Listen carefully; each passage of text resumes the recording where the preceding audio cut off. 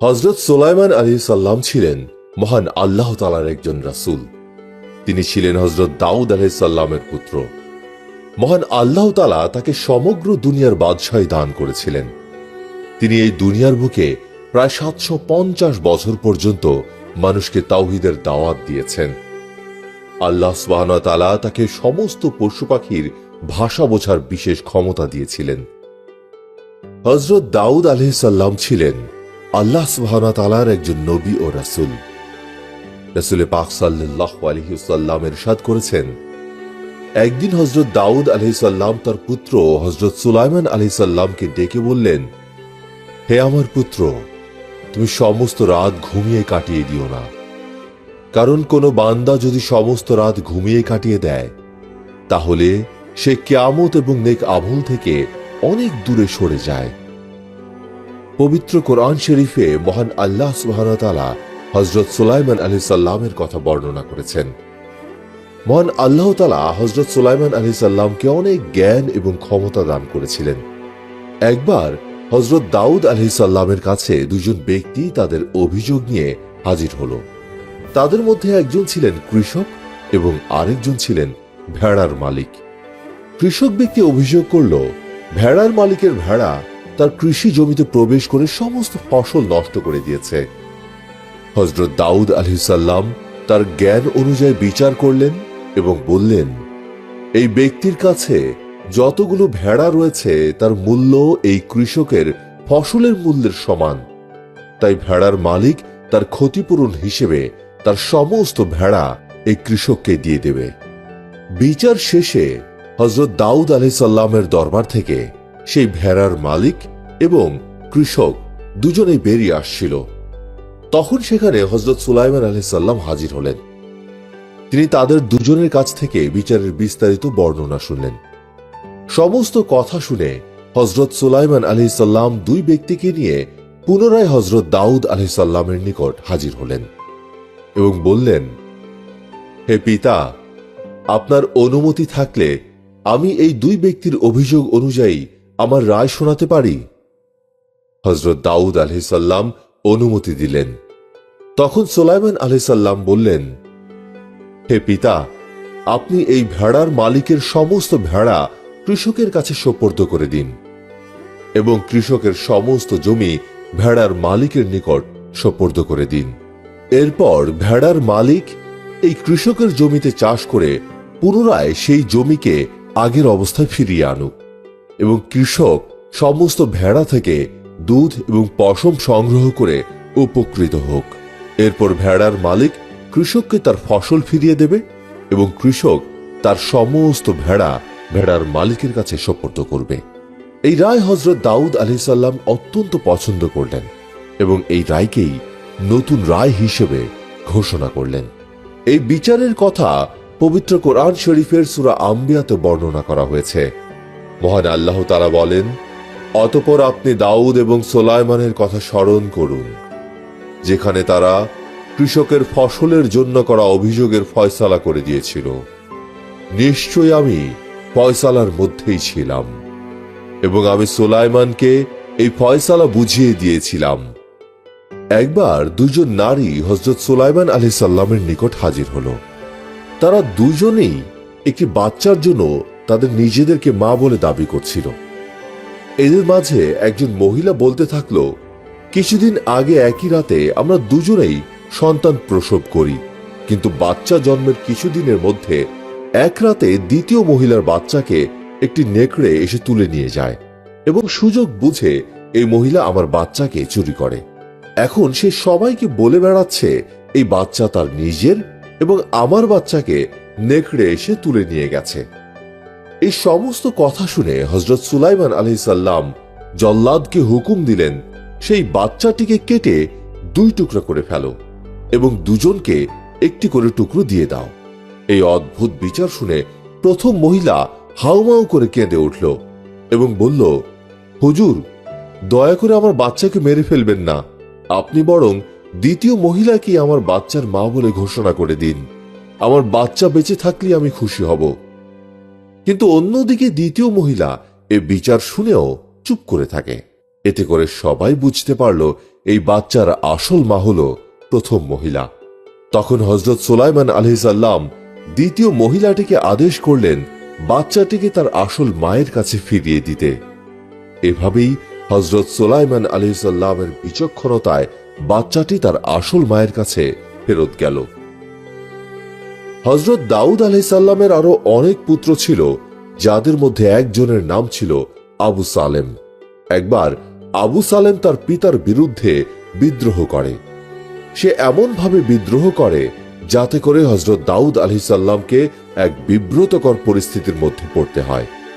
বিদ্রোহ দমন করার জন্য হযরত দাউদ আলাইহিস সালাম তার সৈন্য সামন্ত নিয়ে এগিয়ে গেলেন এবং পিতা পুত্রের সৈন্যদের মাঝে এক ভয়াবহ যুদ্ধ সংঘটিত হয়েছিল।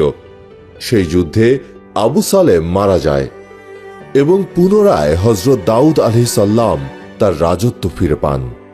এরপর হযরত দাউদ আলাইহিস সালামের শেষ বয়সে তার আরেক পুত্র বিদ্রোহ করে এবং সে তার সৈন্যবাহিনী নিয়ে অগ্রসর হয়। এই যুদ্ধেও তার পুত্র তার নিকট পরাস্ত হন এবং এই দুইটি ঘটনার পরে হযরত দাউদ আলাইহিস সালাম তার রাজত্ব তার পুত্র হযরত সুলাইমান আলাইহিস সালামের নিকট সোপর্দ করেন। রাজত্ব পাওয়ার পর হযরত সুলাইমান আলাইহিস সালাম তার ভাইদেরকে ক্ষমা করে দেন এবং তিনি মহান আল্লাহ তাআলার কাছে দোয়া করলেন, হে আমার প্রতিপালক, আমাকে মাগফিরাত দান করুন এবং আমাকে এমন বাদশাহী দান করুন যেখানে কল্যাণ রয়েছে। মহান আল্লাহ তাআলার রাসূল সুলাইমান আলাইহিস সালামের এই দোয়া কবুল করলেন এবং তাকে সমগ্র দুনিয়ার বাদশাহী দান করলেন। সমগ্র দুনিয়াতেই হযরত সুলাইমান আলাইহিস সালামের রাজত্ব এবং শাসন কায়েম ছিল। হযরত সুলাইমান আলাইহিস সালাম মহান আল্লাহ তাআলার কুদরতে বাতাসকে নিয়ন্ত্রণ করতে পারতেন। তিনি বাতাসকে হুকুম দিলেই বাতাস 1 মাসের পথ 1 ঘন্টায় নিয়ে যেত। প্রাণীরাও তার হুকুম পালন করত। অনেক অবাধ্য জিন তার হুকুমের অপেক্ষায় থাকত। শয়তান ভয়ে সব সময় পালিয়ে থাকত। সেই সময় হযরত সুলাইমান আলাইহিস সালামের খুব প্রিয় একটি ঘোড়া ছিল। সেই ঘোড়ায় চড়ে তিনি সব জায়গায় ঘুরে বেড়াতেন, কিন্তু সেই ঘোড়ার প্রতি তিনি মোহগ্রস্ত হয়ে থাকতেন এবং এই মোহকে কাটাতে তিনি সেই ঘোড়াকে জবাই করে ফেললেন। হযরত সুলাইমান আলাইহিস সালাম এর এই কাজে মহান আল্লাহ তাআলা অনেক খুশি হলেন এবং বাতাসকে তার বাহন বানিয়ে দিলেন।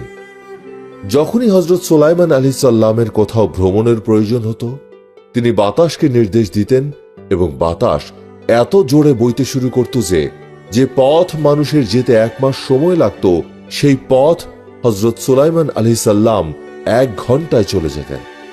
আল্লাহ তাআলা জিন এবং শয়তানকে হযরত সুলাইমান আলাইহিস সালামের বশীভূত করে দিয়েছিলেন।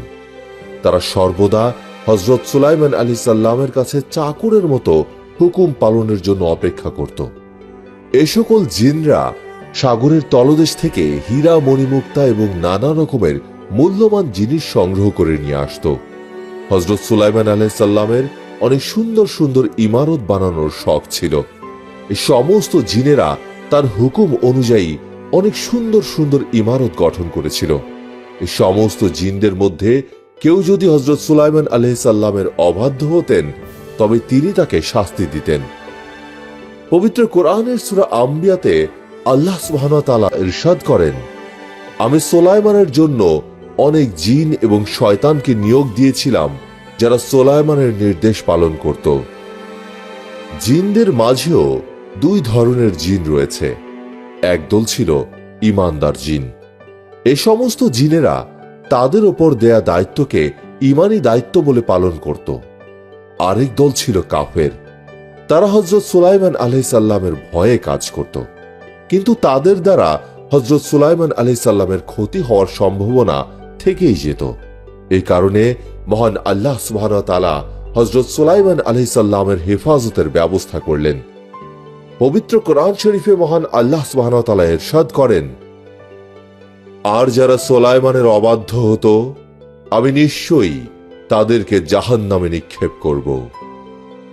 অনেক মুফাসসিরদের বর্ণনা অনুযায়ী আল্লাহ সুবহানাহু ওয়া তাআলা একজন ফেরেশতাকে নিয়োগ করেছিলেন, যার হাতে সব সময় আগুনের গোলা থাকত। কোনো জিন যদি হযরত সুলাইমান আলাইহিস সালামের অবাধ্যতা করত, তবে সেই ফেরেশতা জিনের ওপর আগুনের গোলা নিক্ষেপ করত এবং সেই গোলার আঘাতে অবাধ্য জিন পুড়ে ছাই হয়ে যেত। পবিত্র কোরআনে মহান আল্লাহ সুবহানাহু ওয়া তাআলা বলেন, আমি সুলাইমানের জন্য আগুনের ঝর্ণা বানিয়ে দিয়েছিলাম। হযরত সুলাইমান আলাইহিস সালামের নিকট আল্লাহ সুবহানাহু ওয়া তাআলা প্রদত্ত যে বড় মুজিজা ছিল এই আগুনের ঝর্ণা। এই আগুনের ঝর্ণার সাহায্য নিয়েই জিনেরা লোহা গলিয়ে বড় বড় ইমারত, বাসন, জাহাজ তৈরি করত। মহান আল্লাহ তাআলা হযরত সুলাইমান আলাইহিস সালামকে মুজিজা স্বরূপ একটি আংটি দান করেছিলেন। এই আংটিটি সরাসরি জান্নাত থেকে আনা হয়েছিল এবং সর্বপ্রথম এই আংটি হযরত দাউদ আলাইহিস সালামের নিকট সোপর্দ করা হয়েছিল। হযরত দাউদ আলাইহিস সালামের মৃত্যুর পর এই আংটি তার পুত্র হযরত সুলাইমান আলাইহিস সালামের নিকট এসেছিল। এই আংটির বৈশিষ্ট্য ছিল, এই আংটির কারণেই জিন এবং মানুষ হযরত সুলাইমান আলাইহিস সালামের নিকট ছুটে আসত। এই আংটি পরে হযরত সুলাইমান আলাইহিস সালাম তার বাদশাহী অত্যন্ত সুন্দরভাবে পরিচালনা করতেন। এই আংটি যতক্ষণ তার কাছে থাকতো না, ততক্ষণ তিনি অনেক ছটফট করতেন। হযরত সুলাইমান আলাইহিস সালামের মৃত্যুর পরে এই আংটি গায়েব হয়ে যায়। একবার তিনি সাইদুল নামের একটি শহর আক্রমণ করলেন, কারণ সেই শহরের বাদশাহ ফিতনা শুরু করে দিয়েছিল। এই যুদ্ধে হযরত সুলাইমান আলাইহিস সালামের বাহিনী জয়লাভ করে এবং সেই ফিতনাবাজ বাদশাহকে হত্যা করা হয়।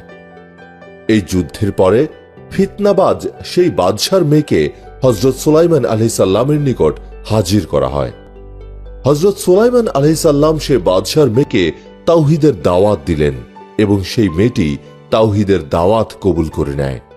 এরপর হযরত সুলাইমান আলাইহিস সালাম তাকে বিবাহ করেন, কিন্তু বিয়ের কয়েক বছর পরেও সে তার পিতাকে ভুলতে পারছিল না এবং সে প্রায়ই তার বাবার কথা ভেবে বিমর্ষ হয়ে থাকত। এরপর জিনেরা হযরত সুলাইমান আলাইহিস সালামের চোখ এড়িয়ে হযরত সুলাইমান আলাইহিস সালামের বিবির জন্য তার বাবার মতো একটি মূর্তি তৈরি করে দেন, যেটি দেখে সে শান্তি পেত। কিন্তু এর কিছুদিন পরেই বাদশার লোকেরাই সেই মূর্তির পূজা শুরু করে দেয়।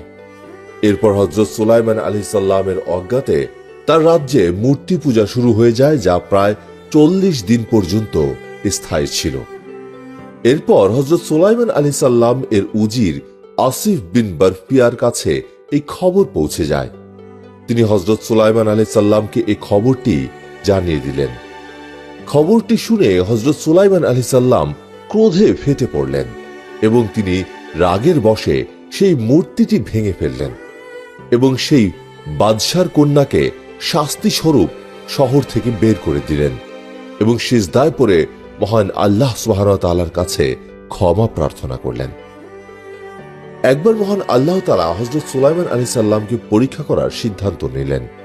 তিনি হযরত সুলাইমান আলাইহিস সালামকে একটি আংটি দান করেছিলেন। এই আংটি ছিল হযরত সুলাইমান আলাইহিস সালামের নবুয়ত প্রাপ্তির সবচেয়ে বড় আলামত।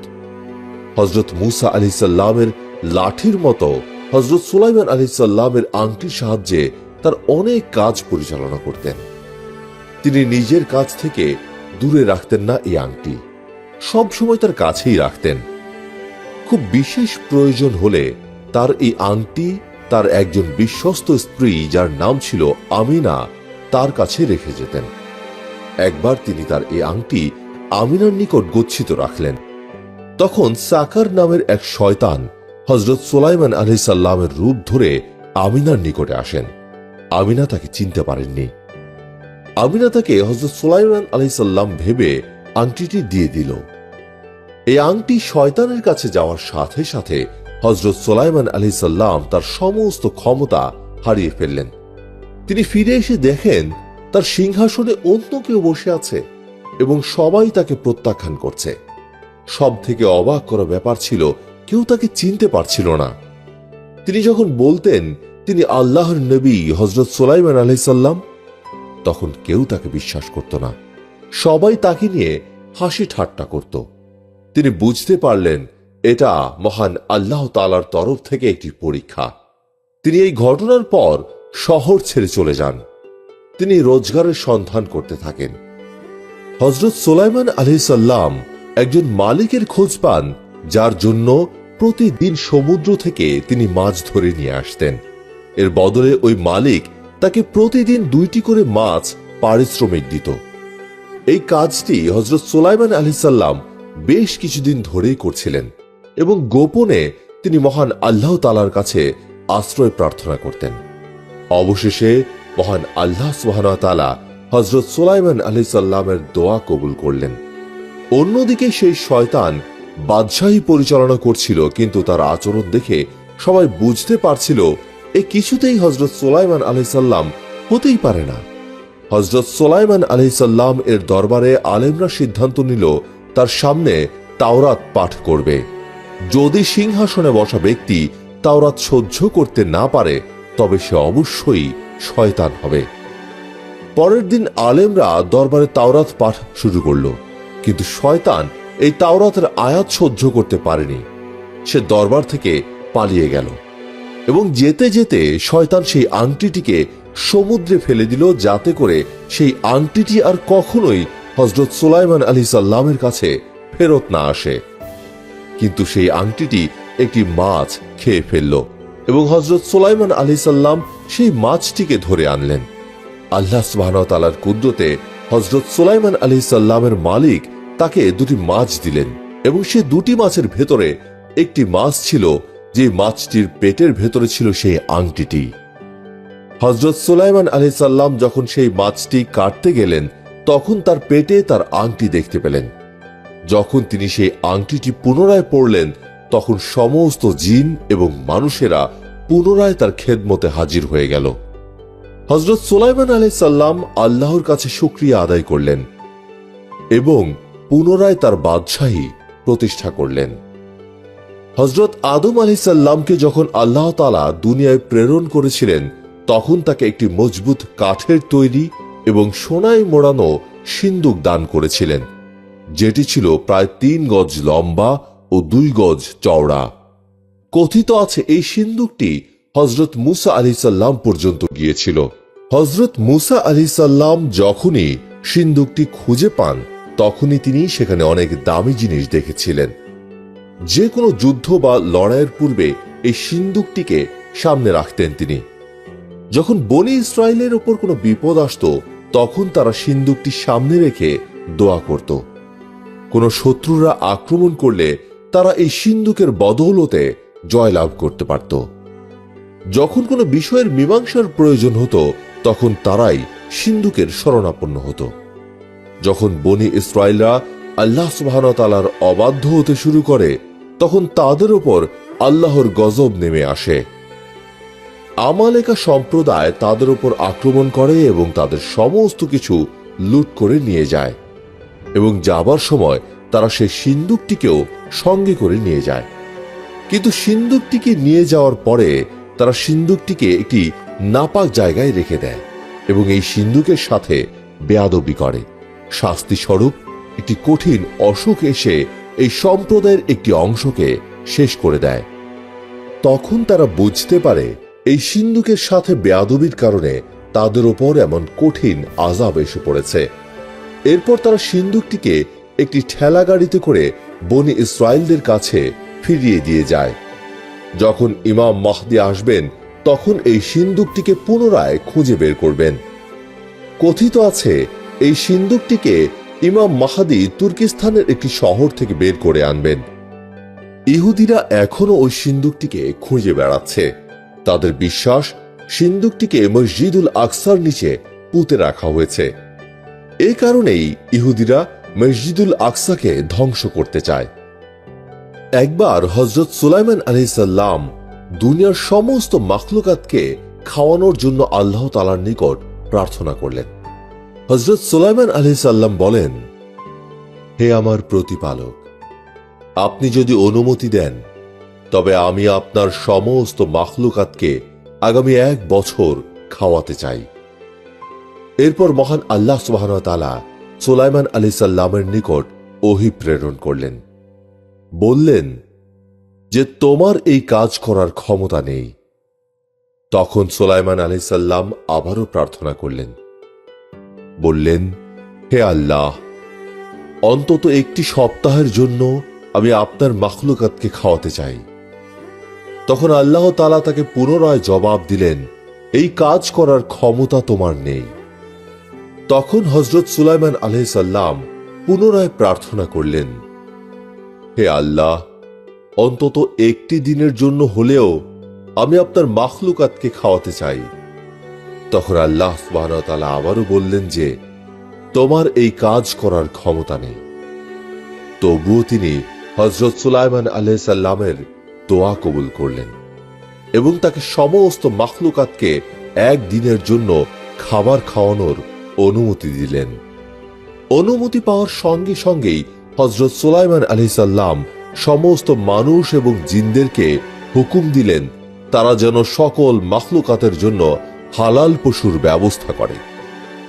জিন এবং মানুষ সমস্ত হালাল পশু জমা করে সেগুলোকে বড় বড় ডেকচিতে রান্নার ব্যবস্থা করে এবং পাখিদের জন্য ফলমূল ও শস্য দানা বিছিয়ে দেওয়া হয়।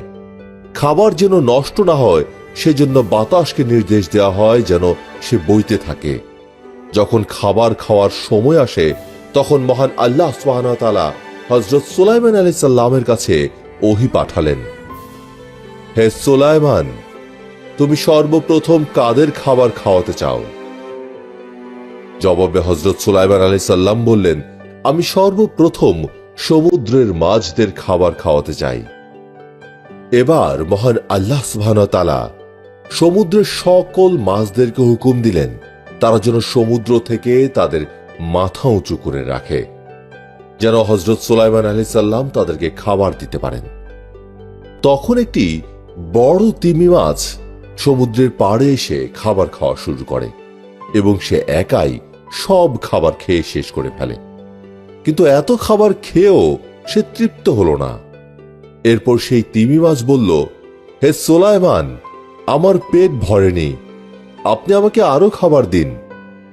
সুলাইমান আলাইহিস সালাম বললেন, তুমি তো একাই সমস্ত খাবার খেয়ে ফেলেছ, এরপরেও তোমার পেট ভরেনি? জবাবে সেই তিমি মাছ বলল, আমার পেট ভরেনি, আপনি আমাকে যে পরিমাণ খাবার দিয়েছেন তাতে আমার পেটের এক অংশ ভরেছে। জেনে রাখুন, আপনি আমাকে যে পরিমাণ খাবার খেতে দিয়েছেন এর থেকেও 3 গুণ পরিমাণ খাবার মহান আল্লাহ সুবহানাহু ওয়া তাআলা আমাকে প্রতিদিন 3 বার করে খেতে দেন। এই কথা শোনার সঙ্গে সঙ্গে হযরত সুলাইমান আলাইহিস সালাম মহান আল্লাহ তাআলার দরবারে সেজদায় পড়ে যান এবং বলেন, ইয়া আল্লাহ, আপনি আমাকে ক্ষমা করুন। রিজিকের মালিক একমাত্র আপনি। আপনি ছাড়া এই সমস্ত মাখলুকাতের রিজিকের ব্যবস্থা করার ক্ষমতা আর কারো নেই, সেটি হোক ছোট পিঁপড়া কিংবা সমুদ্রের বড় বড় মাছ। হযরত সুলাইমান আলাইহিস সালাম যখন থেকে তার বাদশাহী শুরু করেন তখন থেকেই মানুষ এবং পশু পাখিরা তালিম এবং জ্ঞানের কথা শুনতে হযরত সুলাইমান আলাইহিস সালামের নিকটে আসত এবং পাখিরা তাদের কাছে থাকা হিকমতের কথা হযরত সুলাইমান আলাইহিস সালামের কাছে বর্ণনা করত। এর সঙ্গে হযরত সুলাইমান আলাইহিস সালামের দরবারে আসা সমস্ত আলেমরা জ্ঞান এবং কল্যাণের কথা আলোচনা করত, যাতে করে হযরত সুলাইমান আলাইহিস সালামের তালিম করতে সুবিধা হয়। হযরত সুলাইমান আলাইহিস সালামের দরবারে সমস্ত পাখিরা এসে হাজির হলো। পাখিরা হযরত সুলাইমান আলাইহিস সালামকে তাদের পরিবারের একজন মনে করত। তারা সবাই হযরত সুলাইমান আলাইহিস সালামের সেবায় নিয়োজিত হয়ে গেল। তারা কে কি কাজে পারদর্শী সেই ফিরিস্তি হযরত সুলাইমান আলাইহিস সালামকে দিতে লাগলো। সমস্ত পাখির কথা শেষ হলে একবার এলো হুদহুদ পাখির কথা। হুদহুদ পাখি হযরত সুলাইমান আলাইহিস সালামকে সম্বোধন করে বলল, আমি সব সময় আপনার নিকটে থাকতে চাই। আমার এমন একটি জ্ঞান রয়েছে যা অন্য কোনো পাখির কাছে নেই।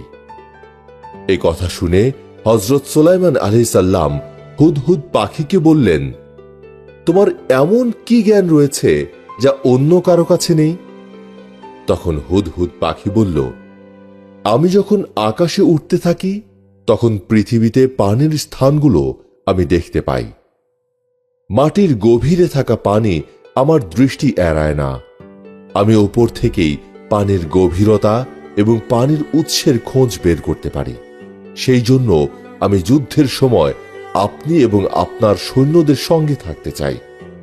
তার কথার জবাবে হযরত সুলাইমান আলাইহিস সালাম খুব খুশি হয়ে বললেন, হে হুদহুদ পাখি, তুমি আমাদের একজন ভালো বন্ধু। আমরা যখন পানি এবং ঘাসবিহীন মরুভূমিতে অবস্থান করব, তখন তুমি আমার সঙ্গে থেকো। হযরত সুলাইমান আলাইহিস সালামের এই ঘোষণা শুনে কাক খুব ঈর্ষান্বিত হল এবং সে বলল, হে আল্লাহ তাআলার নবী, এই হুদহুদ পাখি মিথ্যা বলে আপনার সঙ্গে বেয়াদবি করেছে। সে আকাশ থেকে মাটির ভেতরে পানির গভীরতা দেখতে পায়, অথচ মাটি থেকে 1 হাত গভীরে তার জন্য পেতে রাখা ফাঁদ সে দেখতে পায় না। যদি তার কথা সত্যি হয়, তাহলে সে মাটির উপরে শিকারীর রেখে দেওয়া ফাঁদে আটকে যায় কেন? কাকের কথা শুনে হযরত সুলাইমান আলাইহিস সালাম হুদহুদ পাখিকে জিজ্ঞাসা করলেন, হে হুদহুদ পাখি, কাক যা বলেছে তা কি সত্য? যদি সত্যই হয়, তবে তুমি আমার কাছে এমন মিথ্যা বয়ান কেন দিলে? হুদহুদ পাখি তখন বলল, আপনি শত্রুর কথায় কান দেবেন না। আমি আমার জ্ঞান এবং দক্ষতা নিয়ে যা বলেছি তা মিথ্যা হলে আমাকে হত্যা করে ফেলুন। কাক আমার বিরুদ্ধে যা বলেছে তা দিয়ে সে মহান আল্লাহ তাআলার আদেশ এবং সিদ্ধান্তকে অস্বীকার করেছে। নিয়তির কারণে আমি ফাঁদ দেখতে পাই না। এটার সঙ্গে মাটির নিচে থাকা পানি দেখতে পাওয়া বা না পাওয়ার কোনো সম্পর্ক নেই। মহান আল্লাহ তাআলা যদি আমাকে ফাঁদ দেখার ক্ষমতা দিতেন, তবে অবশ্যই আমি মাটিতে থাকা ফাঁদ দেখতে পেতাম। একদিন হযরত সুলাইমান আলাইহিস সালাম পাখিদেরকে ডেকে একত্রিত করলেন এবং তাদের ভালো মন্দের খোঁজ খবর নিলেন। তখন তিনি দেখতে পেলেন সবাই আছে, শুধু হুদহুদ পাখি নেই। অনতি বিলম্বে তিনি হুদহুদ পাখিকে ধরে আনার নির্দেশ দিলেন এবং সেই সঙ্গে হুদহুদ পাখির অনুপস্থিত থাকার উপযুক্ত কারণ দর্শানোর নোটিশ জারি করলেন। কিছুক্ষণ পরেই হুদহুদ হাজির হয়ে বলল, হে আল্লাহ তাআলার নবী, আপনি যে বিষয়ে অবগত নন তা আমি অবগত হয়ে এসেছি। আমি আপনার নিকট সেবার থেকে নিশ্চিত সংবাদ নিয়ে আগমন করেছি। পবিত্র কোরআন শরীফের সূরা নামলে হযরত সুলাইমান আলাইহিস সালাম এবং সেবার রানী সম্পর্কে অনেক আয়াত রয়েছে। অনেক জায়গায় তাকে বিলকিস নামে অভিহিত করে, যদিও পবিত্র কোরআন শরীফে কোথাও তাকে কোনো নামে সম্বোধন করা হয়নি। সূরা নামলের 32 থেকে 44 নম্বর আয়াতে উঠে এসেছে সেবার রানী বিলকিস এবং হযরত সুলাইমান আলাইহিস সালামের কাহিনী।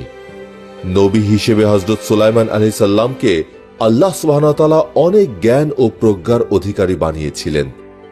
মানুষ, জিন এবং পাখি এই 3 প্রজাতি ছিল হযরত সুলাইমান আলাইহিস সালামের সেনাবাহিনীর অন্তর্ভুক্ত।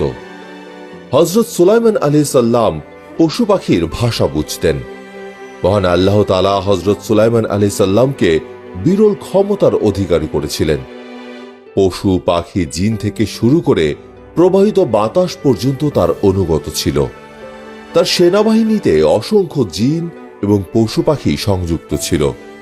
হুদহুদ পাখি ফিরে এসে রানী বিলকিসের রাজ্য, রাজত্ব, ক্ষমতা, প্রাসাদ, সিংহাসন এসব সম্পর্কে গুরুত্বপূর্ণ তথ্য দিল হযরত সুলাইমান আলাইহিস সালামকে।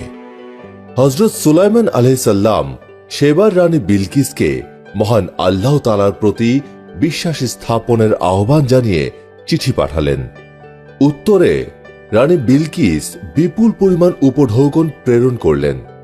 এতে ছিল নগদ সোনা রূপা, দাস দাসী সহ বহু মূল্যবান সামগ্রী এবং সঙ্গে পাঠালেন 40 সদস্যের এক উচ্চতর কূটনৈতিক দল।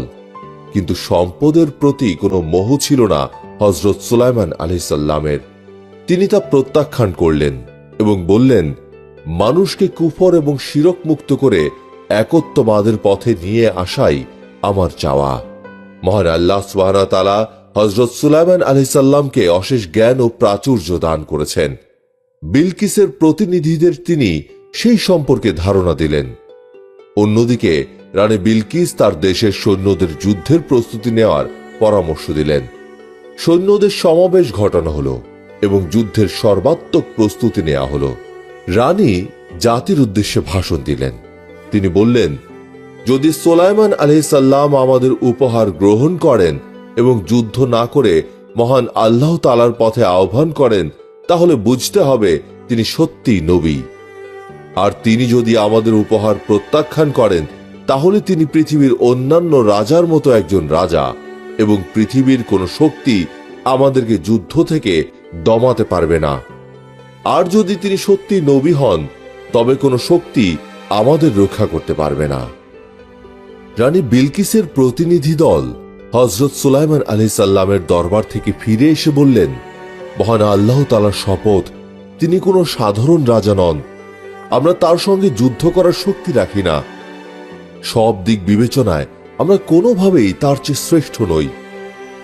প্রতিনিধি দলের উত্তর শুনে রানী বিলকিস হযরত সুলাইমান আলাইহিস সালামের সঙ্গে দেখা করার সিদ্ধান্ত নিলেন। তিনি বার্তা পাঠালেন, আমি আমার রাজ্যের মন্ত্রী পরিষদ নিয়ে আপনার সঙ্গে দেখা করতে চাই। আপনার রাজ্য এবং ধর্ম, এই দুটিকে আমি নিজের চোখে দেখতে চাই। হযরত সুলাইমান আলাইহিস সালামের দরবারে যাওয়ার আগে সেবার রানী বিলকিস সাধারণ মানুষদের উদ্দেশ্য করে বললেন, হে দেশবাসী, তোমরা মহান আল্লাহ তাআলার মনোনীত জাতি। তিনি তোমাদেরকে বহু দিক থেকেই শ্রেষ্ঠত্ব দান করেছেন। মহান আল্লাহ তাআলা এবং তার নবী হযরত সুলাইমান ইবনে দাউদ আলাইহিস সালামের মাধ্যমে আমাদেরকে পরীক্ষা করছেন। যদি তোমরা কৃতজ্ঞ হও এবং মহান আল্লাহ তাআলার প্রতি ঈমান আনো, তাহলে তিনি তোমাদের প্রতি অনুগ্রহ আরো বাড়িয়ে দেবেন, এবং তোমরা যদি অস্বীকার করো, তাহলে তিনি তার নিয়ামত ছিনিয়ে নেবেন, তোমাদের উপর দুর্ভোগ চাপিয়ে দেবেন। জনসাধারণের পক্ষ থেকে জানানো হলো, সিদ্ধান্ত আপনার হাতে। অতঃপর সেবার রানী বিলকিস এক বিশাল বাহিনী নিয়ে রওনা হলো। অন্যদিকে হযরত সুলাইমান আলাইহিস সালাম তার বাহিনীকে বললেন, তোমাদের মধ্যে এমন কে রয়েছে যে সেবার রানী বিলকিসের সিংহাসন আমার সামনে উপস্থিত করতে পারবে? রাজ্যে উপস্থিত হবার আগেই হযরত সুলাইমান আলাইহিস সালামের অনুগত এক জিন রানী বিলকিসের সিংহাসন হযরত সুলাইমান আলাইহিস সালামের সামনে উপস্থিত করল। তখন একটি কাঁচের তৈরি সুড়ঙ্গ তৈরি করা হলো, যার নিচ দিয়ে ঝর্ণা ধারা বয়ে যেত। হযরত সুলাইমান আলাইহিস সালামের দরবারে সিংহাসন দেখে রানী বিলকিস হতভম্ব হয়ে যান এবং হযরত সুলাইমান আলাইহিস সালামের প্রতি বিনয় এবং আনুগত্য প্রকাশ করলেন। তিনি ও তার সভাসদরা ইসলাম ধর্ম গ্রহণ করেন। প্রসিদ্ধ মতে হযরত সুলাইমান আলাইহিস সালামের সাথে রানী বিলকিসের বিয়ে হয়েছিল। দেশ পরিচালনার ক্ষেত্রে সমৃদ্ধ সেনাবাহিনী গঠনের ব্যাপক গুরুত্ব রয়েছে। এই বিষয়টির প্রতি গুরুত্ব দিয়ে হযরত সুলাইমান আলাইহিস সালাম মানুষ, জিন ও পাখিদের সমন্বয়ে একটা সেনাবাহিনী গঠন করলেন। তিনি যখন প্রয়োজন মনে করতেন, শত্রুর মোকাবেলায় ওই বাহিনীকে ব্যবহার করতেন। হযরত সুলাইমান আলাইহিস সালাম একবার সবাইকে ডাকলেন। সুশৃঙ্খল এই বাহিনী চলতে চলতে পিপিলিকা অধ্যুষিত একটি এলাকায় এসে পৌঁছালো। হযরত সুলাইমান আলাইহিস সালামের সেনাদলের উপস্থিতি টের পেয়ে এক পিপিলিকা বলল, হে পিপিলিকার দল, তোমরা সতর্ক হয়ে থেকো, অন্যথায় সুলাইমানের বাহিনী তোমাদেরকে পদপিষ্ট করতে পারে। এই কথা শুনে হযরত সুলাইমান আলাইহিস সালাম মুচকি হেসে ভাবলেন, এই পিঁপড়া তার সমগোত্রীয় অন্যদের জীবন রক্ষার কথা ভাবছে। তখন হযরত সুলাইমান আলাইহিস সালাম ভাবলেন, তার শাসন আমলে জ্ঞাতসারে অথবা অজ্ঞাতসারে কোনো দুর্বলের ওপর যেন কোনো অত্যাচার না হয়, সে ব্যবস্থাই করতে হবে। এ অবস্থায় হযরত সুলাইমান আলাইহিস সালাম মহান আল্লাহ সুবহানাহু ওয়া তাআলার দরবারে হাত তুলে তার সাহায্য কামনা করে বললেন, হে মহান আল্লাহ, আপনি আমাকে এমন সামর্থ্য দিন যাতে আমি আপনার নেয়ামতের প্রতি কৃতজ্ঞতা প্রকাশ করতে পারি, এবং আমাকে সৎ কর্মপরায়ণ বান্দাদের অন্তর্ভুক্ত করুন। একদিন হযরত সুলাইমান আলাইহিস সালাম তার দরবারে বসেছিলেন। তখন মালাকুল মউত হযরত সুলাইমান আলাইহিস সালামের দরবারে এসে হাজির হলেন। হযরত সুলাইমান আলাইহিস সালাম তাকে জিজ্ঞাসা করলেন, আপনি এখানে? জবাবে মালাকুল মউত বললেন, আমি আপনার সঙ্গে কথা বলতে এসেছি, কথা বলেই চলে যাব। তখন হযরত সুলাইমান আলাইহিস সালামের দরবারে এক ব্যক্তি খুবই চিন্তিত মুখে হযরত সুলাইমান আলাইহিস সালামকে জিজ্ঞেস করলেন, জাহাপনা, আপনার নিকট এইমাত্র যে ব্যক্তি এসেছিল তিনি কে? জবাবে হযরত সুলাইমান আলাইহিস সালাম সঙ্গে সঙ্গে বললেন, সে হলো মালাকুল মউত। দরবারে সে ব্যক্তি তৎক্ষণাৎ বলল, জাহাপনা, যখন সে আসলো খুব রাগান্বিত চোখে আমার দিকে তাকিয়েছিল, যাওয়ার সময়ও তাই। আমি এখনই আমার বোনের কাছে চলে যেতে চাই। হযরত সুলাইমান আলাইহিস সালাম জিজ্ঞেস করলেন, তোমার বোন এখন কোথায় রয়েছে? জবাবে সেই ব্যক্তি বলল, আমার বোন রয়েছে এমন এক জায়গায়, ঘোড়ায় চেপে যেতে যেতে 7 দিনের সময় লাগে। হযরত সুলাইমান আলাইহিস সালাম বললেন, সেটা তো অনেক সময়। তুমি এক কাজ করো, তুমি এখনই আমার পঙ্খিরাজ ঘোড়া নিয়ে রওনা হয়ে যাও। কিন্তু রওনা হওয়ার পরে সেই ব্যক্তি আর ফেরত আসেনি। হযরত সুলাইমান আলাইহিস সালাম মালাকুল মউতের নিকট এই প্রশ্ন করলেন সেই দিনের ব্যাপারে। জবাবে মালাকুল মউত বললেন, মহান আল্লাহ তাআলার নির্দেশে ওই ব্যক্তির রূহ কবজ করার নির্দেশ এসেছিল, কিন্তু তার রূহ কবজ করার কথা ছিল অন্য একটি জায়গায়। আমি যখন দুনিয়ার দিকে নজর দেই তখন দেখতে পাই ওই ব্যক্তি আপনার নিকটে বসে আছে। যেহেতু আপনার প্রাসাদ থেকে সেই জায়গার দূরত্ব 7 দিনের মতো, তাই সে আপনার পঙ্খিরাজ ঘোড়া নিয়ে রওনা হয়ে যায়। যখন সে সেখানে পৌঁছে আমি তার রূহ কবজ করে নেই। হযরত সুলাইমান আলাইহিস সালামের আমলে জাদুর চর্চা ছিল, কিন্তু হযরত সুলাইমান আলাইহিস সালাম এই শয়তানি কর্মকাণ্ডকে নিজের হাতে দমন করলেন। সমস্ত জাদুর কিতাব তার সিংহাসনের নিচে দাফন করে দেন এবং তিনি ঘোষণা করলেন, যারা জাদুর চর্চা করে তারা সরাসরি কুফরি করে, তাদের জন্য রয়েছে ভয়াবহ শাস্তি। কিন্তু হযরত সুলাইমান আলাইহিস সালামের মৃত্যুর পর শয়তান এই বইগুলোকে পুনরায় বের করে নিয়ে আসে এবং বনি ইসরাইলদের মাঝে তা ছড়িয়ে দেয়। এবং শয়তান আরো বলে, এটা হচ্ছে হযরত সুলাইমান আলাইহিস সালামের লেখা এবং তার ইলম। তাকে বিশ্বাস করে বনি ইসরাইলের লোকেরা জাদুর চর্চা শুরু করে এবং দুনিয়ার বুকে অশান্তি সৃষ্টি করে। হযরত দাউদ আলাইহিস সালাম বাইতুল মুকাদ্দাসের বুনিয়াদ সেই পাহাড়ে শুরু করেছিলেন, যেখানে হযরত মুসা আলাইহিস সালামকে প্রেরণ করা হয়েছিল।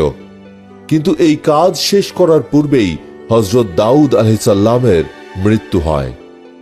মৃত্যুর পূর্বে হযরত দাউদ আলাইহিস সালামের এই অসমাপ্ত কাজকে হযরত সুলাইমান আলাইহিস সালামের নিকট ওসিয়ত রূপে রেখে যান। এরপর হযরত সুলাইমান আলাইহিস সালাম বাইতুল মুকাদ্দাসের এই অসমাপ্ত কাজ জিনদেরকে দিয়ে শুরু করান, কিন্তু এর মাঝেই তার মৃত্যু চলে আসে। হযরত সুলাইমান আলাইহিস সালাম মহান আল্লাহ তাআলার দরবারে দোয়া করলেন যেন জিনেরা তার মৃত্যুর খবর জানতে না পারে, কারণ জিনরা হযরত সুলাইমান আলাইহিস সালামের মৃত্যুর কথা জানতে পারলেই এই কাজ অসমাপ্ত রেখেই চলে যাবে। মহান আল্লাহ সুবহানাহু ওয়া তাআলা তার এই দোয়া কবুল করলেন। হযরত সুলাইমান আলাইহিস সালামকে নির্দেশ দিলেন একটি কাচের ঘরে প্রবেশ করে সেখানে ইবাদতরত অবস্থায় থাকতে। এরপর হযরত সুলাইমান আলাইহিস সালাম সেই অবস্থায় ইন্তেকাল করলেন, কিন্তু তিনি এমন ভাবে তার লাঠির উপরে ভর দিয়ে দাঁড়িয়েছিলেন যেন দেখে মনে হতো মশগুল রয়েছেন ইবাদতে এবং জিনদের সকল কাজের উপর তিনি নজর রাখছেন। এমনটা দেখে জিনরা বুঝতে পারেনি তার মৃত্যু হয়েছে। তারা মনে করত হযরত সুলাইমান আলাইহিস সালাম ইবাদতে মশগুল রয়েছেন। তারা এটাও জানত হযরত সুলাইমান আলাইহিস সালামের ইবাদত অনেক লম্বা সময় ধরে চলতে থাকে। জিনরা হযরত সুলাইমান আলাইহিস সালামের ভয়ে পুরোদমে বাইতুল মুকাদ্দাসের কাজ শেষ করতে থাকে।